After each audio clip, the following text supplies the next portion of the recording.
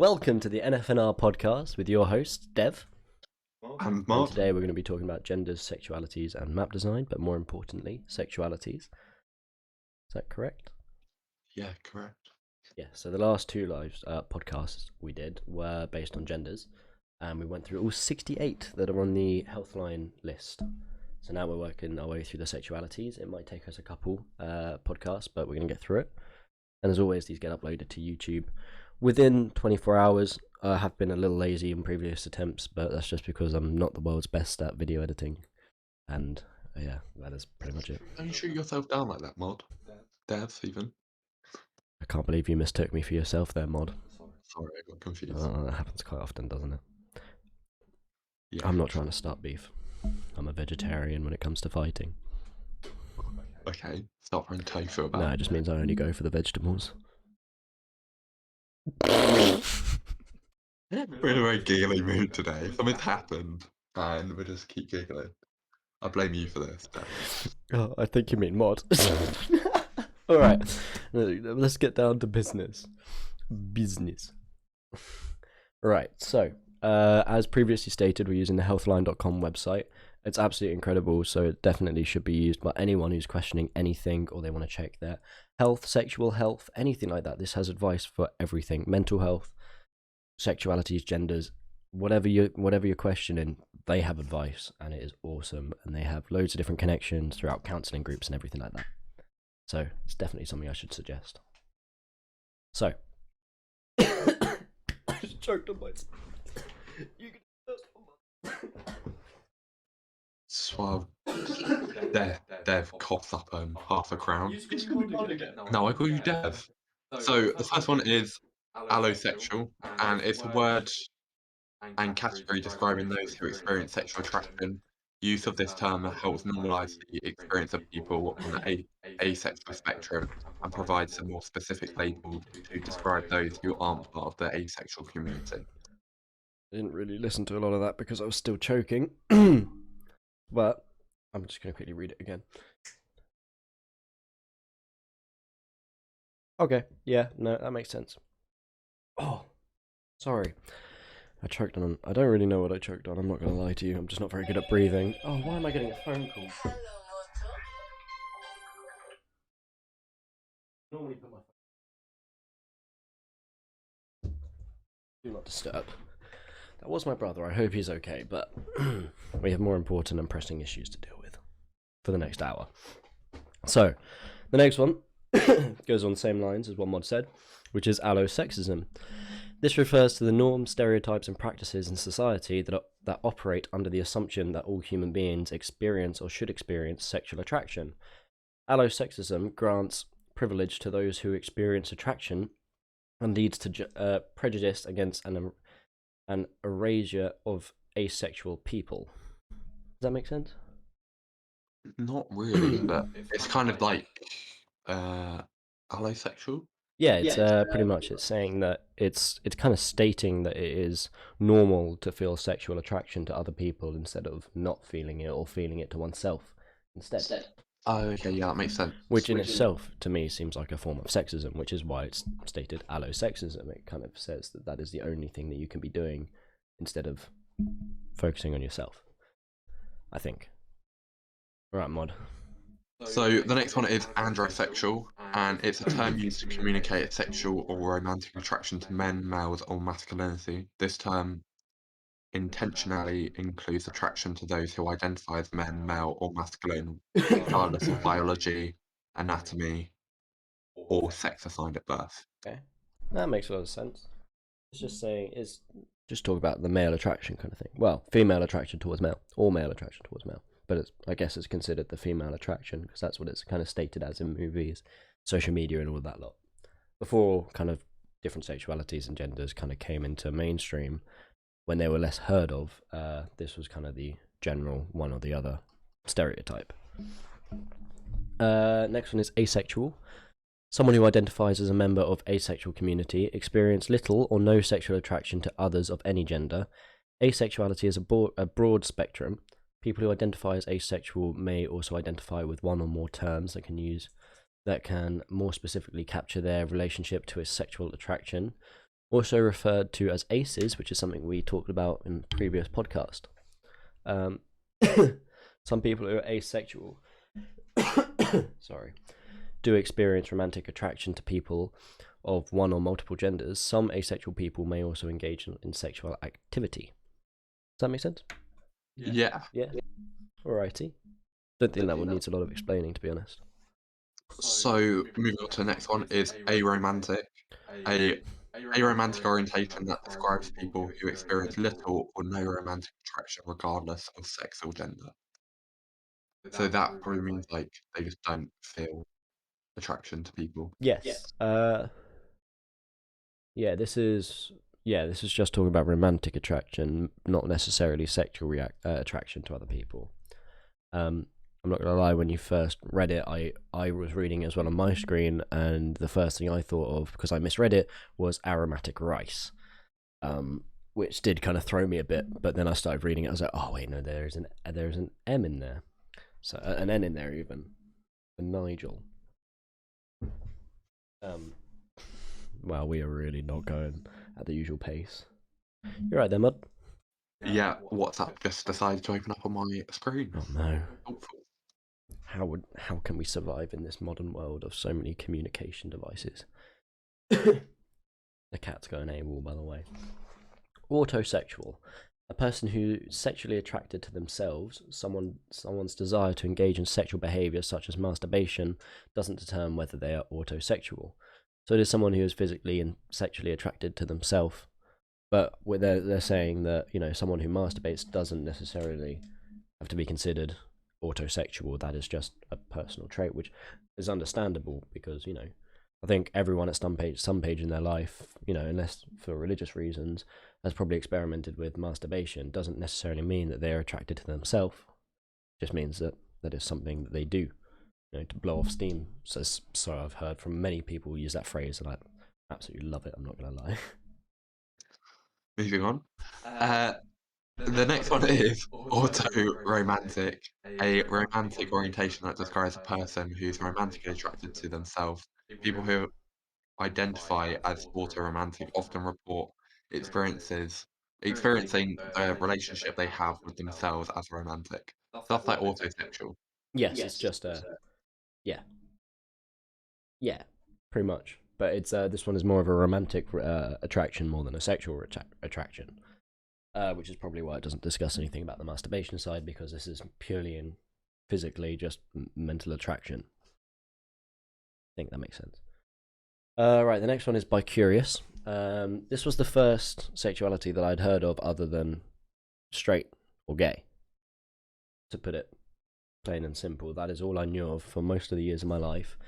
And then I heard of bicurious, and you know, this will lead on to something that we're going to discuss after this one. So, yeah, this one, you know, it's not something I necessarily know lots about, but it's the first one I ever heard about.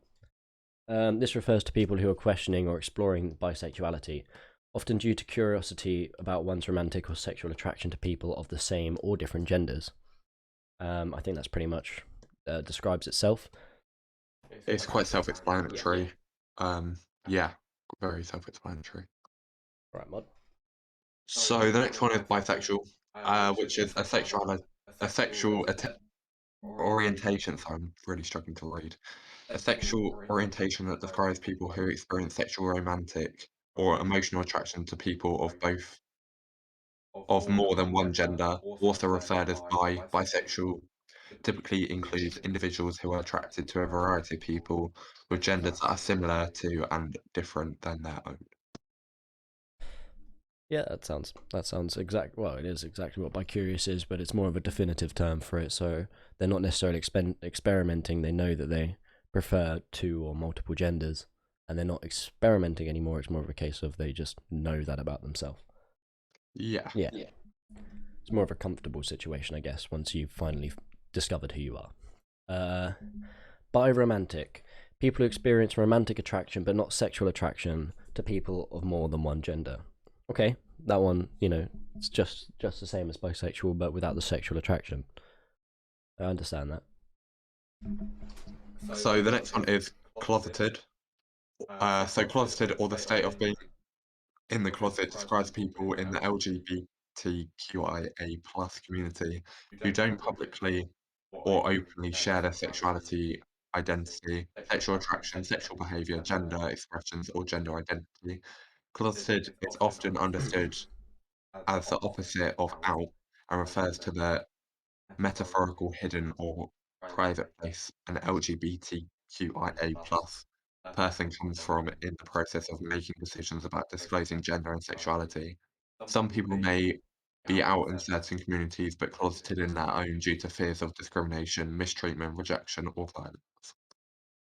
So I think it's quite explanatory, and also, I think most people would tell this is where the phrase "in the closet" comes from, or coming out of the closet. It's basically a place where people kind of hide Yeah, before they actually come out and have time to come out. yeah, it's Right. purely metaphorical. It's like you're hiding yourself away, your sexual or romantic curiosity or just attraction in general, from people maybe that you don't trust, or maybe you feel like it's a situation where you're not ready to tell them.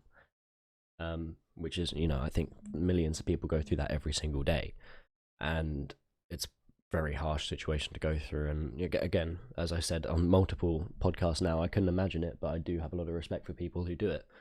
Um, they could be doing this because of religious reasons, family reasons, or anything in between. Yeah, it's very brave to be in the closet, and then when coming out of the closet, as the phrase goes, it must be a very difficult thing to do.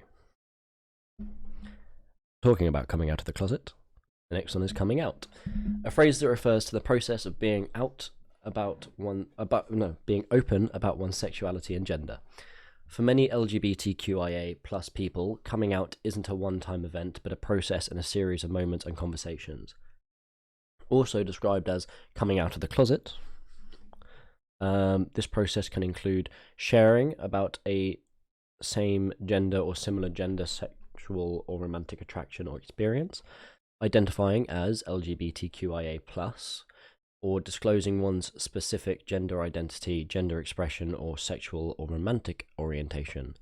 Some LGBTQIA+ people have decided to keep their sexuality and gender or intersex status private, while others decide to share these things with loved ones, acquaintances, or the public. The process of coming out, or the state of being out, is a source of self-acceptance and pride for many, but not all LGBTQIA people. However, it is important to remember that each person's coming out experience is different, and the act of coming out can be hard and emotional. The decision to come out is deeply personal, and each person should make the decisions about disclosing sexuality and gender in their own time and manner, which is what I was describing earlier, and saying how it is very brave because it is a very difficult thing to do. And yeah, as it states, everyone does it very differently. And I had never even thought of the fact that coming out can also be used to state your actual gender identity. I've always looked at it as a sexuality, or like a sexual preference, of coming out, accepting that you are gay, straight, lesbian, bisexual, anything of on this list that we're going to be reading through today and probably next week as well.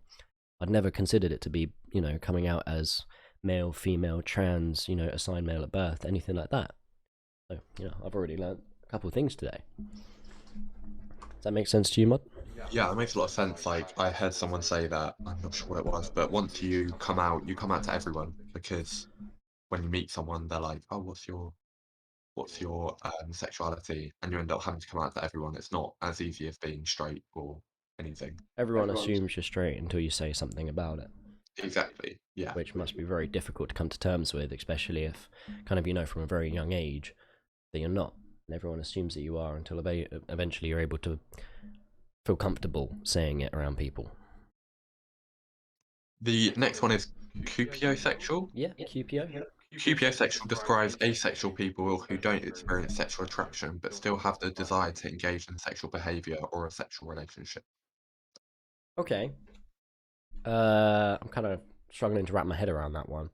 There's the sense of, so they're not sexually attracted to somebody, but they might still find a pleasure in performing sexual acts or being in a relationship that is more physical than romantic. Yeah. You struggling there, Mod? Technical. Anything that you need a hand with? Every time I press spacebar, Yes. it goes back on.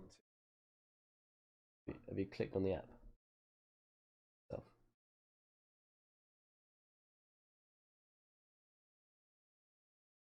You need a hand. You need a hand. Okay. Yeah, let's take the cat.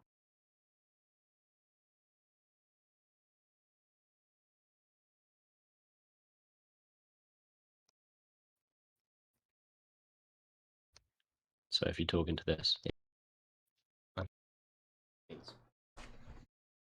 Sorry about that. So, the next one is demisexual. On the asexual spectrum, this sexual orientation describes people who experience sexual attraction only under specific circumstances, such as after building a romantic or emotional relationship with a person. I think this makes a lot of sense. I mean, I think that's how a lot of relationships definitely were. Nowadays, there is a big old trend of like Tinder and kind of you hook up, there's no romantic relationship side of it. It is more a case of just being physical and intimate with each other, maybe a one-time thing, and then kind of ditching the person and being like, well, we're going our separate ways. I think it's a very crude way of doing it. But that's just me being a bit more old-fashioned, I guess. Never really liked the idea of dating apps, but I don't know. Sometimes you can find that special person, but it seems like it's 1 in a million nowadays. So that's my opinion. So the next one is demi-romantic. This romantic orientation describes people who experience romantic attraction only under specific circumstances, such as after building an emotional relationship with a person. So it's like demisexual, so but you're moving. But this is more romantic again than sexual. Yeah. Yeah. Okay. See, that doesn't state whether they are sexual with their partner before they are romantic with them. Whereas the previous one said that they had to build either a romantic or an emotional relationship. This one was just stating after an emotional relationship. So that is a rather interesting difference. The next one is fluid. This term refers to the fact that sexuality, sexual attraction, and sexual behavior can change over time and are very based on circumstances, and vary based on circumstances even. It's used to describe people who experience shifts in their sexuality, sexual attraction, and sexual behavior in different situations or throughout the course of their lifetime. You may hear someone describe their sexuality as fluid. Now, this is quite interesting because a friend of my family, a friend of my father's, grew up, got married, had a couple of lovely children, and realised when his kids were about, I think 15, that he was not straight, he was gay, that he was attracted to men. And in a situation like that, I think he felt very uncomfortable, but thankfully his wife was actually incredibly understanding. And I don't think they had, I think they didn't have a divorce, but because they didn't like the term of it, but they ended their relationship, with a lawyer and everything, but not in a case of, oh, this is a divorce. It's more of a breakup, They made like a mutual thing. Yes, yeah, they made it a very nice situation instead of, I feel like being the wife in that situation could have been very difficult, but I think maybe she had quite a good understanding of him as it was, and maybe she wasn't necessarily expecting it, but she just wanted him to be happy, and now he is in a very happy relationship, and he's definitely. I was about to say come out of his shell. I think that sounds. Maybe the wrong wording for that one. Yeah, no pun intended. But he's come out of his shell in a sense of he's become a very, very happy person. Not saying that he already wasn't, but he feels fulfilled in that sense. So the next one is gay, a term that describes people who experience sexual, romantic, or emotional attraction to people or the same or a similar gender. Some gay identify women prefer the term lesbian, while others prefer queer or gay.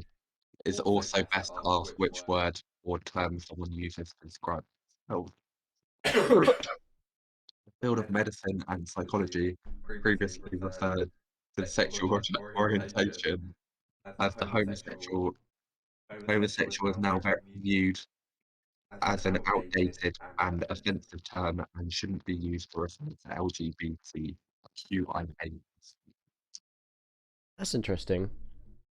Because obviously gay used to be very much a slang term. If you were called gay, seemed quite crude. So homosexuality, I thought, was a much more formal way of talking about it, but I guess they don't prefer to be called homosexuals, which is, that is something I never knew, and I feel like I might have offended a few people over the time because I thought that was Like the correct thing to say. That's interesting though. No? Wow. I'm actually learning a lot on this. I mean, I learned a lot throughout all of these podcasts, but it's interesting once you actually read into this kind of stuff that how much of it kind of you realize, oh, I might have been using a very slightly wrong, but it's actually got a massive difference. The next one is grey sexual. Still choking from earlier. Grey sexual is used to acknowledge the grey area on a sexuality spectrum for people who don't explicitly or exclusively identify as asexual or aromantic. People who identify as grey sexual do experience some sexual attraction or desire, but perhaps not at the same level or frequency as those who identify their sexuality as being completely outside of the asexual spectrum. I think that makes sense. Saying they don't quite seem to fit into the general norms that we've come to know throughout the years. So there is still like a grey area that hasn't either been discovered, or they may just be very happy in that area because that is who they are, and they don't need to put a label on it because grey sexual describes it. Make sense, Mod? Yeah. Cool beans. The next one is romantic, a romantic orientation that describes individuals whose romantic attraction exists in the grey area between romantic and aromantic. Many people who identify as grey romantic do experience some romantic attractions, but perhaps not at the same level or frequency as those who identify their sexuality or romantic orientation as something other than asexual. Yep. Again, that's as previously stated with the other ones where it's been something sexual and something romantic. It's just a romanticized version of it instead. Not talk about sexual attraction, just romantic attraction. So next one is genesexual, genesexual, GYNE sexual. A term used to can't get my words out. A term used to communicate sexual or romantic attraction to women, females, or femininity. This term intentionally includes attraction of those who identify as a woman, female, or feminine, regardless of biology, anatomy, and sex assigned at birth. So this is obviously the opposite of what we had earlier when it was the male attraction, which was, if I can find it, which of course I'm struggling to find. I can't find it. I'm not going to lie. I'm very much struggling. Androsexual, there it is, which was the male attraction. So this is just the same, but based for the attraction of feminine or femininity. Does that sound correct to you? Yeah, obviously we could be wrong, but yeah. I would also like to just quickly take a note and say that for the first time on our podcast, this is only podcast number 4, we actually have a viewer that's live. Because normally we get like a couple of views on YouTube, but it's very nice to actually have someone that's watching and interested. It's makes us feel like we might be doing something correct. It's all up to you now, Mod. So moving on to heterosexual, it's a term that describes people who experience sexual, romantic, or emotional attraction to people of the opposite gender, e.g., male versus female, man versus woman, or a different gender. Both cisgender and transgender identified people can be heterosexual. This sexual orientation category is commonly described as straight. Yeah, I think everyone is quite accustomed to heterosexual. I think not a lot of people actually know the name of it. I've had a lot of people where they've been like signing something at the doctors and they've been trying to find out the sexuality part, and they've come to me and they've been like, I don't understand. Straight wasn't written on there. The actual term for it was heterosexual, which probably leads to my confusion with the term of homosexuality not being used anymore. It's being more offensive because I thought, again, it was similar because they sounded similar. But anyway, oh wait, hang on, I might have just made a mistake there. Something going on with your microphone, by the way, Mod? Seems to be. I don't think so. What's that? Is the plug-in all the way? Yeah. Oh, okay, it's just weird. It's just constantly buzzing. But hey ho. Yeah, I might be confusing myself a little bit. Oh wait, no, hang on. Homosexual is the next one, which threw me a bit, but I've just read it. An outdated term rooted in the fields of medicine and physiology that refers to people who experience sexual or romantic or emotional attraction to people of the same or similar gender. Again, that just states what we were discussing earlier. Yeah, it's just an outdated term for it. Go on, man. So the next one is lesbian. It's a woman or female identified person who experiences sexual, romantic, or emotional attraction to people of the same or similar gender. However, it's important to note that not all lesbians are female identified. Some define their identity as more non-male or femme, that female or feminine, than female or feminine. Some people who are lesbian may also refer to themselves as gay or queer, whilst others prefer the term lesbian.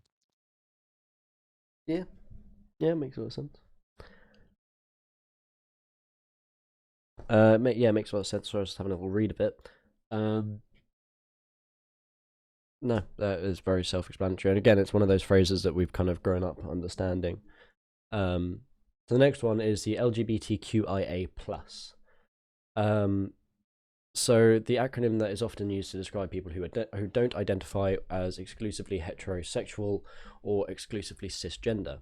The letters in the LGBTQIA+ acronym stand for lesbian, gay, bisexual, transgender, queer or questioning, intersex, and asexual. The symbol plus in the LGBTQIA refers to the fact that there are many more sexual orientations and other gender identities that are part of a broader LGBTQIA community but aren't included as part of the acronym, which I guess makes a lot of sense because that's a lot of letters to read if it was, the amount of genders that there are, which I think was in the 40s. I can't remember now. It's at the top of the list. 47. Yes, that's a lot of letters to read out loud to discuss your kind of group of sexualities. Yeah, I think we all kind of know what that is.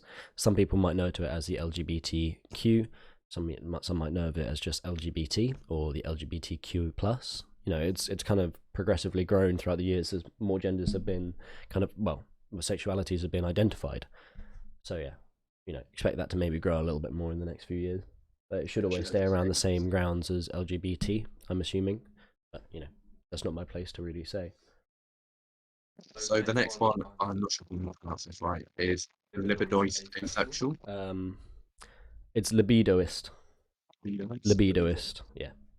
Libidoist asexual, a term used to describe an asexual person who experiences sexual feelings that are satisfied through self-stimulation or masturbation. This term acknowledges that for some people, acting on libido or sexual feelings doesn't necessarily involve sexual behavior with others. So they just do it on their own. Yeah. So asexuality obviously is where you're more attracted or sexually attracted to yourself without having another partner present because you don't have kind of that sexual or romantic attraction to other people. So it's very understandable how libido is sexual. Describes kind of still having that sexual urge. Your libido is still, active, but obviously since you're not attracted to others, you may resort to, masturbation or other stimulants that you can acquire by yourself. We still got we're only half an hour through, so we've still got a fair bit of time. Yeah, are we going to be doing this till 8 o'clock, or did you want to call it 7:45, just so I can 7:45? So we still got another 15 odd minutes. We keep going on a little bit longer. Yes. Monosexual. Wait, didn't I just read? No, wait, you read the last one. Yeah. Monosexual. A broad sexual orientation category that includes people who experience romantic or sexual attraction to people of one sex or gender. Monosexuality typically includes those who are exclusively heterosexual, gay, or lesbian, which makes sense. Mono meaning one, sexual obviously meaning sexual. You're only really attracted to one sex, one gender even. It's not bisexual, bicurious, or I guess there would be trisexual, tricurious, and all of those.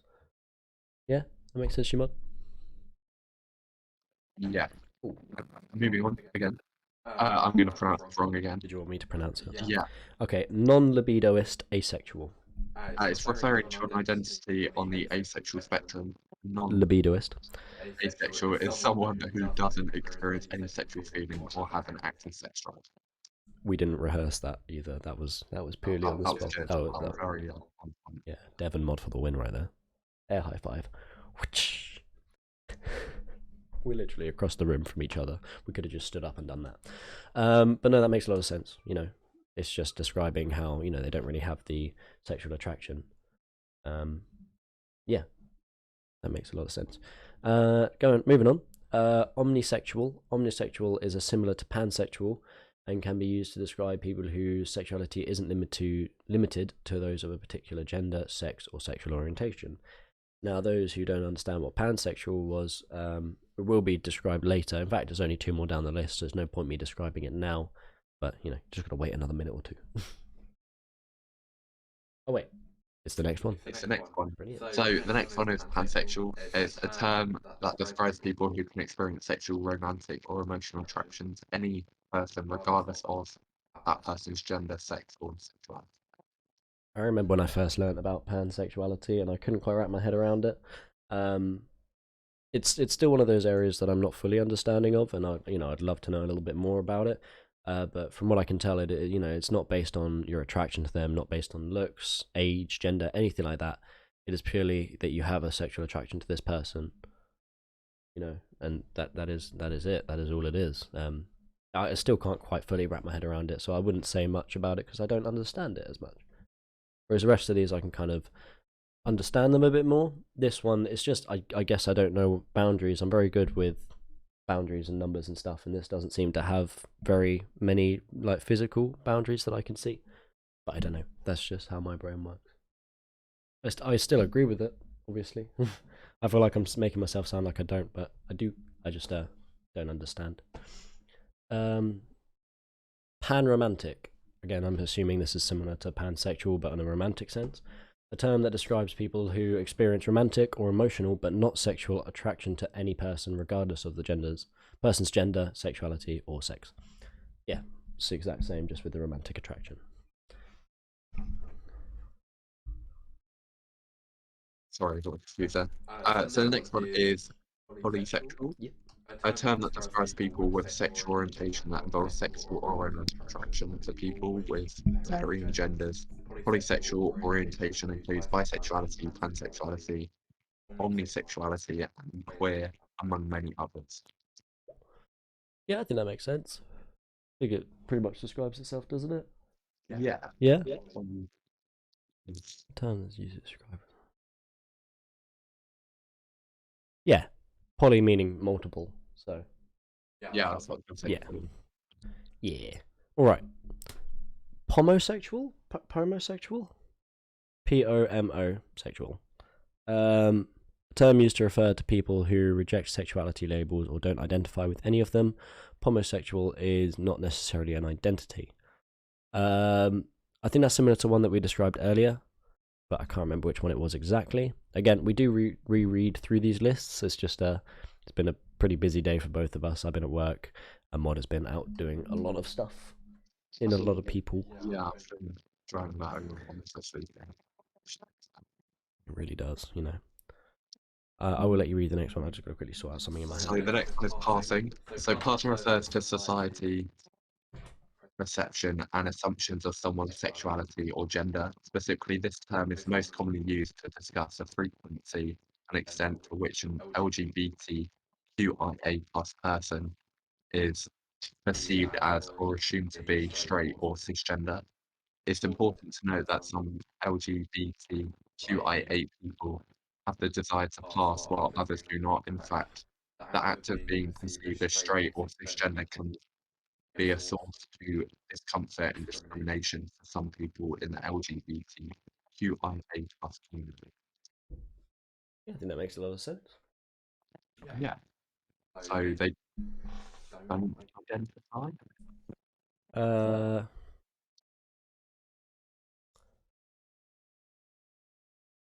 I think they don't like to discuss their gender. They don't like to be assumed they're straight. But they don't like to maybe consider telling people about it. So they don't like having a label when seeing someone. Yeah, exactly. Yeah. Yeah. So they find it uncomfortable to be described as a certain gender. They prefer to just, it's personal at the end of the day, which is very understandable. In fact, I think we might actually be able to read through. Oh no, there's quite a lot left. I don't know if we'll be able to read through that in 5 minutes. All right. Next is queer. an umbrella term that describes people who aren't exclusively heterosexual. This term, queer, or the Q in the LGBTQIA+, acknowledges the sexuality is a spectrum as opposed to a collection of independent and mutually exclusive categories. Use of the word opens up options beyond lesbian, gay, bisexual, or people who don't fit in neatly into these categories or prefer a category that isn't dependent on sex and gender. While this term once had a negative and derogatory connotations, queer has resurfaced as a common and socially acceptable way for LGBTQIA+ people to refer to themselves and their community. Despite its growing use, some people still have the negative associations with the word and don't want to be referred to in this way. Queer, like all terms describing sexuality, should be used sensitively and respectfully, and that last bit I cannot stress enough. I've heard this being used in public on nights out, and it is not a nice thing to be, even just to hear someone else being called it, let alone be on the receiving end of that. I don't understand why people find that they have the authority to say something like that. It's disgusting. Moving on to questioning. Questioning is the process of being curious about or exploring some aspects of sexuality or gender. Questioning can also be used as an adjective to describe someone who's currently exploring their sexuality or gender. So they're questioning, so they're not sure if they're bi, straight, Yeah. all the other LGBTQIA+. They don't know what they are yet, so they're just questioning their sexuality. Yeah. You're getting faster at saying that, Mod, I must say. I am. It's very difficult, but I'm getting there. I don't know. I seem to have mastered it. I'm very good at reading letters out loud. What can I say? Did go to school. I went to school. Yeah, I hated it, Oh, but I did go. Didn't we all? I don't know. If anyone's watching this in the future and they liked school, don't at me. Romantic attraction. The experience of having an emotional response that results in the desire for a romantic but not necessarily sexual relationship or interaction with another person or oneself. For some people experience romantic attraction but don't experience sexual attraction. I couldn't quite get that last sentence out. But that makes a lot of sense. It is just a romantic, not necessarily a physical or sexual attraction to another person or oneself. The next one is romantic orientation. Romantic orientation is an aspect of self and identity, that involves how you identify, the way you experience romantic desire if you do, the genders or sexes of the people you engage in romantic relationships with, if any, the genders or sexes of the people you are romantically attracted to, if any. Yeah. Again, that's how you get along with other genders. Yeah, it's how you perceive your romantic attraction to another gender. Yeah. I think we'll do one more each, and then we're going to call it for this evening. Yeah. Doesn't leave loads for the next podcast, but it does, makes it nice and easy. So last one is sapiosexual, a word used to describe those who experience attraction based on intelligence rather than sex and gender. So this is understandable. Someone who finds, maybe a smarter person as being more attractive. I think that's rather understandable. Maybe that's what I'm going wrong. Maybe I'm not Mod. smart. Maybe Mod. It's okay. You're attractive in your own kind of way, Mod. I mean, I don't see it. I'm kidding. Sexual attraction. Sexual attraction refers to experience sexual desire or arousal in relation to another person or group of people. Yeah. It's just how you get along with other people in the group. Yeah. Or if you're just looking out straight and you see someone. I don't think this one quite covers it though, because it says with another person or other group of people, but asexual people also find sexual attraction in themselves. So I think that should also be there, as far as I can tell. Yeah. Yeah. Maybe. Yeah, but we could be wrong. Yeah. Like always, we could be wrong. This is completely how we're reading it. It could be a complete different thing. Sex averse describes those who are on the asexual spectrum and are averse to or extremely disinterested in sex or sexual behavior. So they're not really into sex or the sexual attraction or sexual desire for another being. Does that make sense, Shimon? Yeah, that makes sense. So the next one is sex favourable.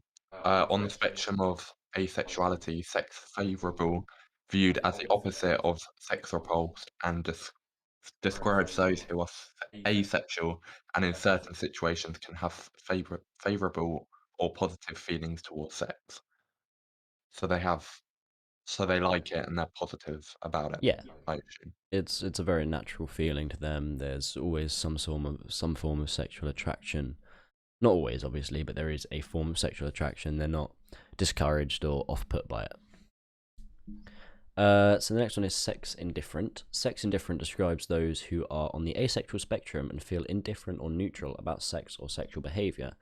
So this is kind of a middle ground. This is, they're not into it, but they're not disheartened by it. They're not off put by it. It's just it's there, and if they want to do it, they can do it. But it's not like a big part of the relationship in their eyes.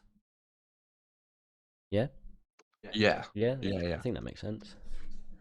So the next one is sexual orientation or sexuality. Sexual orientation or sexuality is an aspect of self that involves how you identify, the way you express sexual or romantic desire (brackets if you do), the genders or sexes of the people you engage in sexual or romantic activity with, if any, the genders or sexes of the people you are attracted to, if any. Sexuality can change over the course of someone's life, and in different situations, it's understood to be a spectrum instead of a series of mutually exclusive categories. So it's who you like. Yeah, so sexual orientation is pretty much the whole theme behind the last two podcasts. Well, this one and the one that we did previously. It's the main category in which all of these subcategories fit inside. So, everyone has a different sexual orientation, whether that's, as just previously stated, sex indifferent or sex favorable. So next one is sex repulsed, which is kind of the opposite of sex favorable. Similar to sex averse, sex repulsed is on the spectrum of asexuality and describes those who are asexual and are repulsed by or extremely disinterested in sex or sexual behavior. So they have absolutely no desire to feel any kind of sexual attraction. In fact, it is quite disgusting to them. They don't understand the feeling of having sexual attraction, and it's very, very off putting in a relationship. So it's more of a romantic relationship, I would assume. The next one is scolisexual. Scoliosexual, I think. Scolisexual, I might be saying that wrong, sorry if I am. Which is a sexual orientation that describes people who are sexually attracted to those with cisgender gender identities, such as people who are non-binary, genderqueer, or trans. Yeah, I think that makes sense. Kind of, it's a sexual attraction to those that are outside of the norm of regular, as it said, genders. I think that makes sense. That kind of goes back a couple podcasts to when we were talking about genders. Yeah, Yeah. that makes sense to me. So it's not just going for your run of the mill male or female, it's kind of all of those other categories. You can be attracted to any of those as well. Again, if we do mess any of these up, like we've said in most podcasts, it's only because we're still learning as we're reading. So I think we said it in every single podcast. Like, if we are saying stuff wrong or assuming stuff, then drop a comment, drop us a DM or a message and say we got this wrong because honestly, we're learning. this is all to go Like Dev towards, said, we're learning on the go. yeah, this is It's all new to us. this is all going towards like a greater good. And any kind of advice, whether it's good or bad, positive, negative, we want to hear it because it helps us help everyone else in the future. So, the next one is spectrosexual, I think, a term that describes people who are sexually or romantically attracted to multiple or varied sexes, genders, and gender identities, but not necessarily all or any. Right, so this kind of gives a fair bit of range, I think, but doesn't necessarily narrow down to a gender specifically or multiple genders specifically. It can kind of vary. Or open to any, I Yes, assume. yes, I think so. So moving on to the final one, which is straight, also known as heterosexual. Straight describes people who experience sexual, romantic, or emotional attraction to people of the opposite gender, e.g., male versus female, man versus woman, or a different gender. People who identify as cisgender and transgender can be straight as well. that one is kind of a common one. It's kind of like the norm that most people grew up with, especially maybe a generation or two prior to our generation. You know, being heterosexual was considered the norm, and up until pretty recently, any kind of gay, lesbian marriage or anything like that has been quite frowned upon. So it is what still a lot of people kind of go by as straight is very much the norm. Whereas obviously now we're moving into a time where all sexes and all sexualities, genders, they're all appreciated, and we're trying to give everyone that bit of love that they've been working so hard to fight for. I think a lot of people hide away as well. So I think, yeah, so it used to be the norm for people in a couple of generations ago from us. Um, but now there's so many more like genders and sexualities and everything. So straight is like the one. Sorry, Mod, I thought I was going to sneeze then. Do you know what? I looked at you, I was like, what are you doing? I did But look, now it makes sense. I did look a tad weird. Now, there is one more bit at the bottom of every Healthline document or web page, and it is the bottom line. It's okay to feel unsure or overwhelmed by all of the terms we now have to describe sexual and romantic orientation, attraction, and behavior. Expanding the language you use to describe your sexuality can provide important guidance, validation, and access to community while on your journey of sexual self-discovery and satisfaction. And I think this is very important, and we could say this about everything that we've talked about in the past. It is important to be able to explore and not feel ashamed of trying to figure out who you are, in a sense. I think a lot of people have this kind of, I guess it's a very natural fear that they're unsure. It's a fear of the unknown, but it's not something that is frowned upon nowadays. It is something that is considered incredibly brave. If coming out, per se, is incredibly brave to do, especially if you're surrounded by people who are pretty uneducated on the whole sexuality side of life nowadays. What? You want to put a little bit on the end of that? I think if you're hiding away, then definitely speak up. I think speaking up is the best way. Talk to people, even talk to your friends, like talk to anyone, because in the end you're only human, and the way that you feel could be completely different to someone else. I mean, if you open up, they might open up and say, "Do you know what? Actually, I'm this or I'm this." So I think that's all I have to say about it. But anything else, Dev? Unfortunately not. I think everything's been covered at this point. Now, a lot of our podcasts are usually about 45 minutes long, which feels very weird. Bear in mind we're only 9 minutes into this, and we've already finished it. But this again was just kind of an addition to the previous one. We will be adding it on to the other one, so it will be one long podcast, and it'll be like we uploaded. usually do. It'll be uploaded straight to YouTube as soon as we've done that, so it should be this evening. I don't have the link to our YouTube channel, but I will just quickly search it up, because then I can just put it in the chat so that if anyone was to ever watch this, it will still pop up in the chat. If I just do that, get our link, copy it. I'm loving having multiple displays. There we go. Now it's posted into the chat. That is a link straight to our YouTube channel. Still working on it, still making our additions. You can tell that we've changed our podcast style, but I think it's for the better for now. But as always, if you guys have enjoyed this, give us a like, follow, anything like that. We've got all the different social medias. Some of them are on our YouTube. We're still going through all the different links and setting up everything. Still very new to this whole process. But we'll be happy to answer any questions, any DMs, messages, comments, anything like that. And we hope that we'll catch you guys in the next podcast and YouTube video. I should have muted my phone. As your phone goes off really loudly. But yeah, thank you for tuning in again and watching the podcast. Yeah, and we hope that you've enjoyed the NFNR podcast with your hosts, Dev and Mod. And we'll see you guys in the next one.